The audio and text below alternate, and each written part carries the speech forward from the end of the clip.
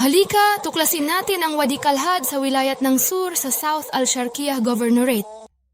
Isa sa mga nakatagong lambak na pinagsasama ang katahimikan at natural na sinaunang panahon na matatagpuan malapit sa makasaysayang bayan ng Kalhad.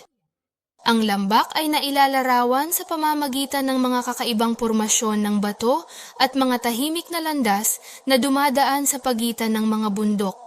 Ginagawa itong perpektong destinasyon para sa hiking at pag-explore sa ilang tag-ulan.